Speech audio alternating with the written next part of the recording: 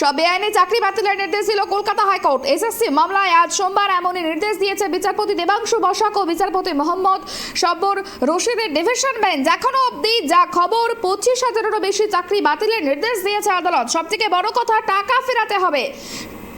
বেআইনিভাবে চাকরি প্রাপকদের টাকা ফিরিয়ে দিতে হবে। সুদ সমেত টাকা ফেরাতে হবে 4 সপ্তাহের মধ্যে। অর্থাৎ এত বছর যারা বেতন পেয়েছেন কিন্তু চাকরি পেয়েছেন বেআইনি পথে, তাদেরকে তাদের পাওয়া টাকা ফেরত দিতে হবে সুদ সমেত। ঠিক যেমনটা ঘটেছিল ববিতা অঙ্কিতার ক্ষেত্রে। ওএমআর সিট বিকৃত, প্যানেল বহির্ভূত সব চাকরি বাতিলের নির্দেশ দিল কলকাতা হাইকোর্টের ডিভিশন বেঞ্চ।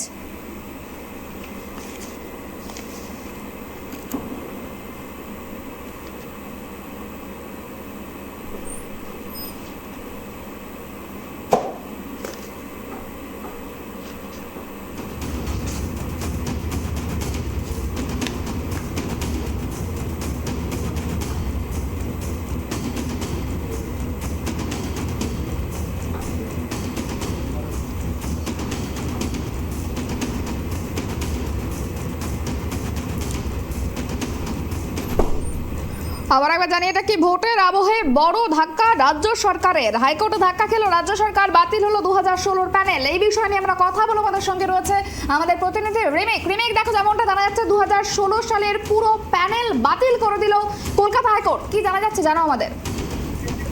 দেখো, এটা কলকাতা হাইকোর্ট একটা ঐতিহাসিক রায় দিয়েছে যে গত কয়েক বছর ধরে এই রাজনীতি থেকে শুরু করে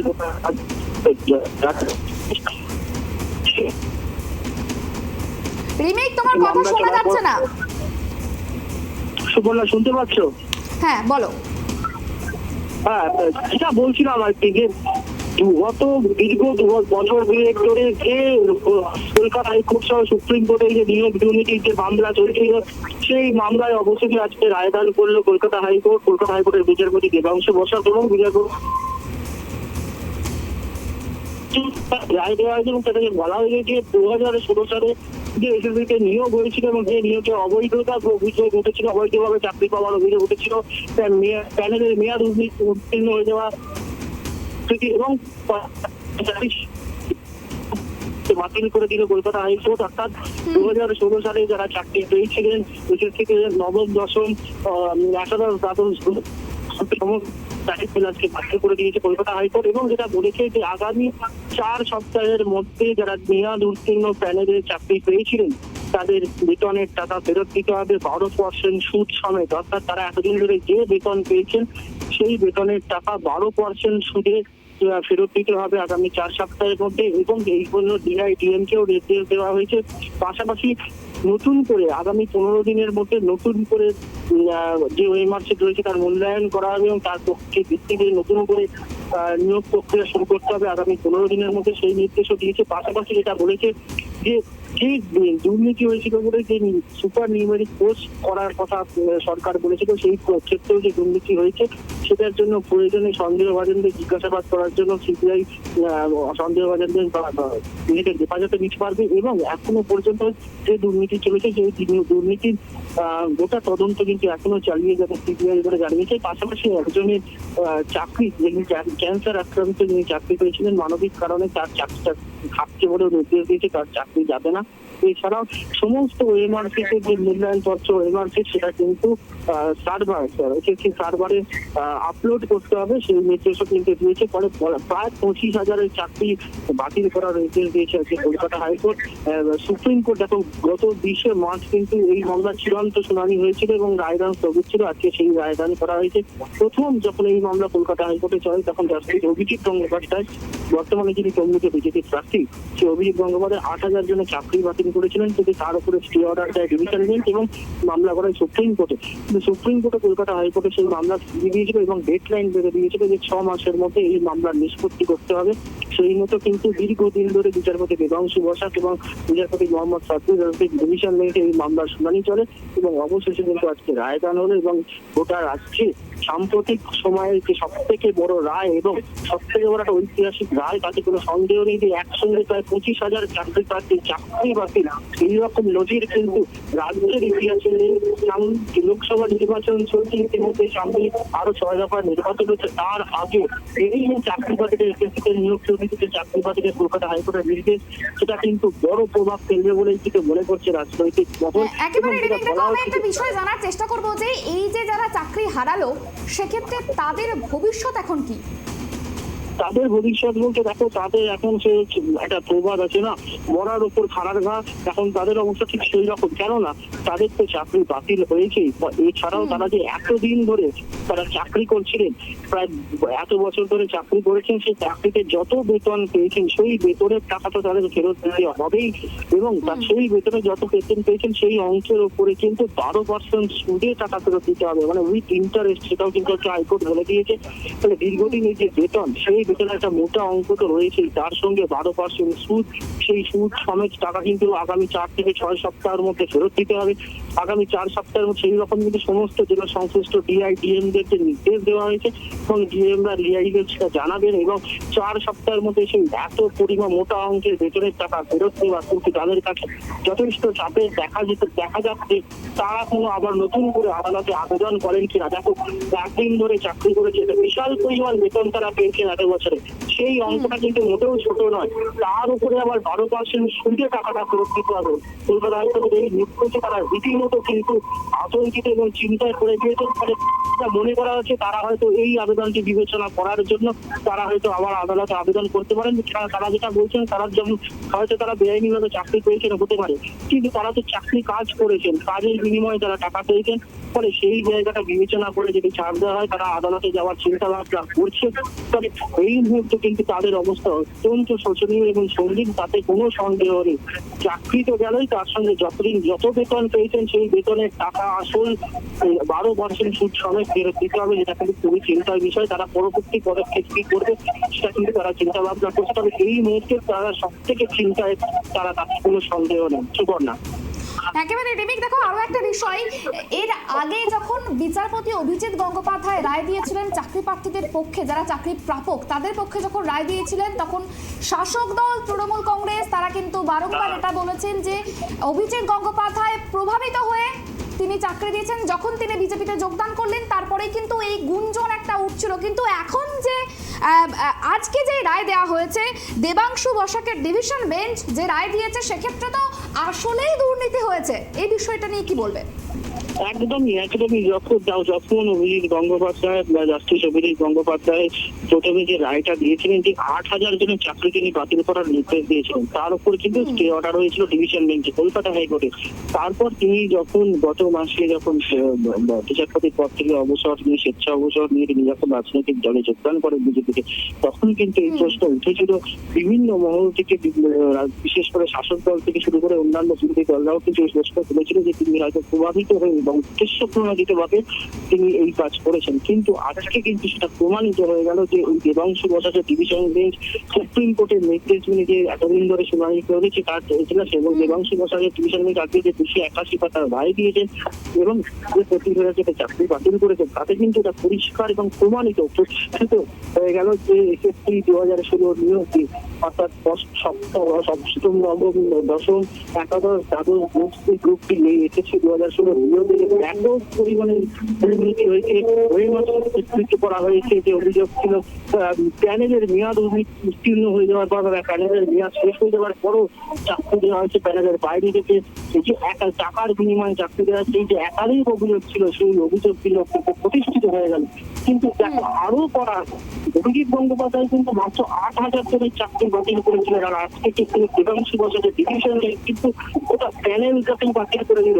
ফলে সেক্ষেত্রে অভিজিৎ গঙ্গোপাধ্যায় কিছুটা না মানবিক হয়তো ছিলেন, কিন্তু আজকে কিন্তু একদম কঠোর সিদ্ধান্ত দিতে বাধ্য হয়েছে, যেটা দেবাংশু বসাক আজকে বলেছেন যে যেভাবে নিয়োগ দুর্নীতি হয়েছে বা যেভাবে নিয়োগ হয়েছে বেআইনিভাবে, তাতে কিছু করার নেই। আদালত সব পক্ষের কথা শুনে এটা মনে করে কিন্তু এই গোটা প্যানেলটাই বাতিল হওয়া উচিত। এখানে কারোর চাকরি থাকা উচিত নয়, শুধুমাত্র একমাত্র একজনের মহিলার কথা বাদ দেওয়া হয়েছে মানবিক কারণে। তার তিনি যেহেতু ক্যান্সার আক্রান্ত, সেই কারণে তার চাকরিটা নেওয়া হয়নি। এছাড়া বাকি সকলে গোটা প্যানেলটাকে কিন্তু আজকে বাতিল করে দিল। ফলে এটা প্রমাণিত হয়ে গেল যে এসএসসি 2016 সমস্ত যে নিয়োগ হয়েছে, নবম, দশম, একাদশ, দ্বাদশ সব ক্ষেত্রে কিন্তু দুর্নীতি হয়েছে, সেটা আজকে প্রমাণিত এবং প্রতিষ্ঠিত হয়ে গেল দেবাংশু বসাকের ডিভিশন বেঞ্চে রায়ের ফলে। সুপর্ণা।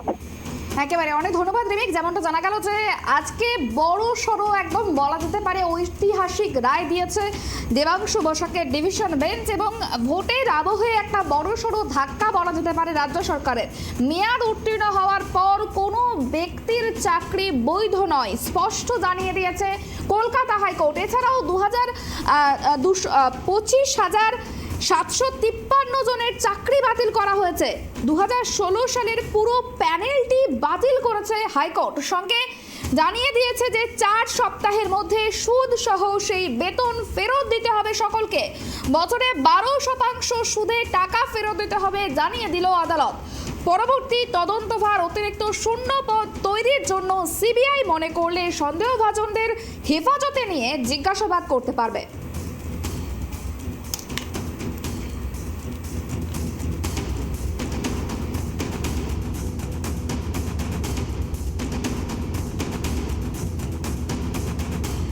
যদি যারা যোগ্য তারা পাবেন, যারা অযোগ্য তারা জয়েনিংয়ের কথা কিভাবে শুরু হবে সেটা আদালত অর্ডারটা পুরোটা আপলোড হয়নি, অর্ডারটা তো পুরোটা পড়েননি, যে অংশগুলো পড়েছেন সেই অংশগুলো বললাম। মূলত অর্ডারটা আপলোড হয়ে গেলে পুরোটা দাদা যারা চাকরি প্রার্থী এখানে আছেন এবং তারা আনন্দ পেতেছেন, তাদের জন্য অর্ডারে কিছু আছে আলাদা? অবভিয়াসলি তারা এই যোগ্য বঞ্চিত চাকরি প্রার্থীরা এতদিন ধরে যারা বঞ্চিত হয়ে আসছিলেন, এতদিন ধরে তো তারাই এই আন্দোলন করছিলেন। সেই আন্দোলনের জয় হলো যোগ্য বঞ্চিত চাকরি প্রার্থীরা, যারা বলছিলেন এখানে আমরা বঞ্চিত হয়েছি, অযোগ্যরা চাকরি পেয়েছে, যাদের এদের কথা শোনা হচ্ছিল না, আজকে আদালত শুনেছে এবং নির্দেশ দিয়ে। না, বাতিলটা তো বটেই, কিন্তু নিয়োগটা? হ্যাঁ, অবভিয়াসলি তারা পাবেন, যারা যোগ্য তারা পাবেন, যারা অযোগ্য তারা 3 মাসের মধ্যে রিপোর্ট দিতে বলেছে। অর্থাৎ ক্যাবিনেটের তৈরি যে সুপার নিউমেরিক পোস্ট, সেটার বৈধতা নিয়েও কিন্তু যথেষ্ট প্রশ্ন চিহ্নের মুখে পড়লো, এবং সেটাও কিন্তু সিবিআই তদন্ত হবে। দাদা নতুন করে নতুন চাকরির ক্ষেত্রে কি কোনো? না, একদমই না, এটার মধ্যে চাকরি দিতে পারবে। এবার সেক্ষেত্রে কোনো যারা আগে চাকরি প্রার্থী তাদের ক্ষেত্রে কোনো যেগুলো আপলোড হয়নি সেগুলো এসএসসি ওয়েবসাইটে আপলোড করতে বলেছেন, এবং রুল 17 ইনভক করে যে অ্যাপয়েন্টমেন্ট ক্যান্সেল সেটাও ভ্যালিড বলেছেন, এবং ওই যে রেকমেন্ডেশন উইথড্র।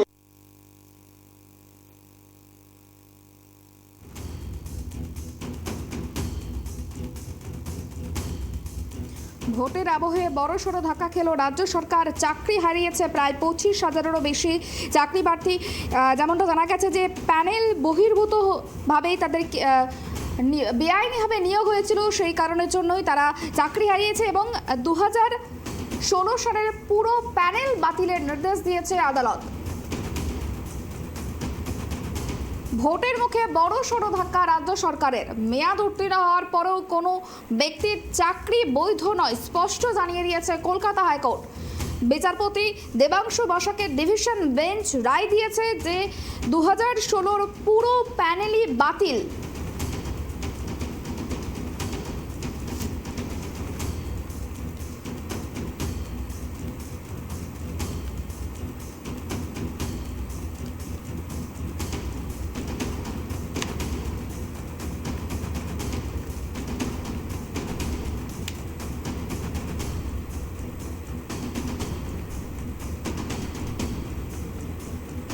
এই মুহূর্তে আমাদের সঙ্গে পেয়ে গেছি সদ্যই তিনি চাকরি হারিয়েছেন, আমাদের সঙ্গে রয়েছে মৌসুমী ঘোষ দাস। মৌসুমী, দেখো যেমনটা জানা যাচ্ছে যে বিচারপতি আজ কলকাতা হাইকোর্ট রায় দিয়েছে যে 25,000-এরও বেশি কিন্তু চাকরি বাতিল করা হয়েছে, অর্থাৎ 2016 সালের যে প্যানেল সেটা পুরোটাই বাতিল করা হয়েছে। কি বলবেন এই বিষয়ে? হ্যালো মৌসুমী, শোনা যাচ্ছে আমার কথা? মৌসুমী, শোনা যাচ্ছে আমার কথা? আচ্ছা, আজ কলকাতা হাইকোর্ট রায় দিয়েছে 2016 পুরো প্যানেলটি বাতিল, কি বলবেন এই বিষয়ে? দেখুন, একটা চাকরি দিয়ে একটা চাকরির পরিস্থিতি এইরকম একটা জায়গায় দাঁড়ায়, সেই হিসেবে আমি যেহেতু একটা চাকরি পাচ্ছি, সেই হিসেবে এই জয়টা তো আমি মনে করি যে চাকরি প্রার্থীদের জয়।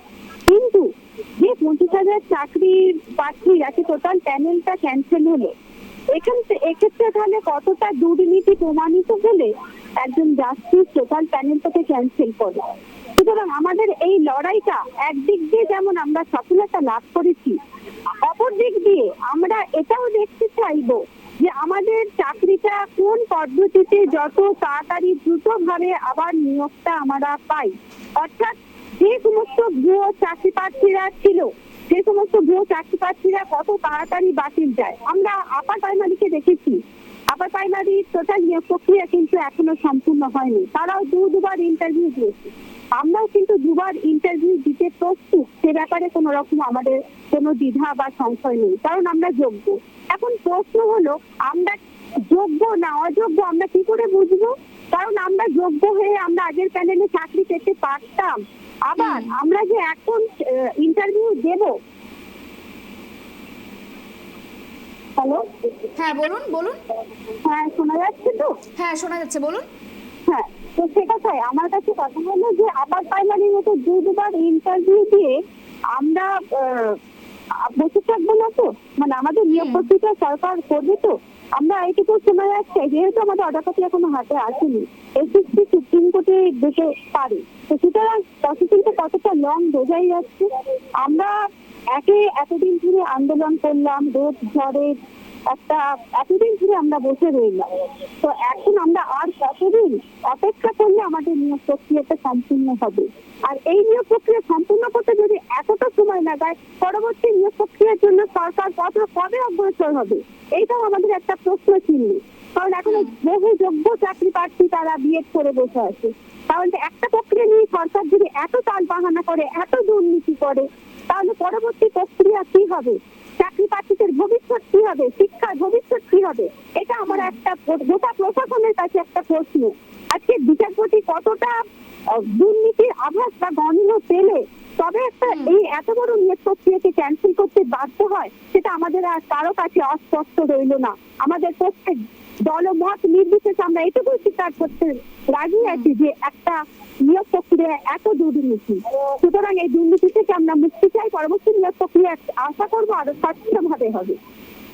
একেবারে অনেক ধন্যবাদ ট্রাইব টিভিতে আপনার বক্তব্য রাখার জন্য। যেমনটা জানলাম যে এক চাকরি প্রার্থীর সঙ্গে আমরা কথা বললাম, তিনি কিন্তু জানাচ্ছেন যে বিচারপতির আজকে যে রায়, সে রায় কিন্তু তারা অত্যন্তই খুশি এবং দীর্ঘদিন ধরে তাদের যে লড়াই, সেই লড়াই তারা কিন্তু খুশি। এবং তারা কিন্তু যেটা বলছেন যে পুনরায় কিন্তু নিয়োগ করার নির্দেশ দিয়েছেন কলকাতা হাইকোর্ট, নির্দেশ দিয়েছে কলকাতা হাইকোর্ট। সেক্ষেত্রে তারা বলছেন যে এর আগেও আমরা দেখেছি বহুবার কিন্তু পুনরায় নিয়োগের ক্ষেত্রে অনেকটাই দেরি হয়েছে, সেক্ষেত্রে কতটা দ্রুততার সঙ্গে এবং স্বচ্ছভাবে আবারও নিয়োগ হয় এই 2016 সালের প্যানেলের ক্ষেত্রে এখন সেটাই দেখার।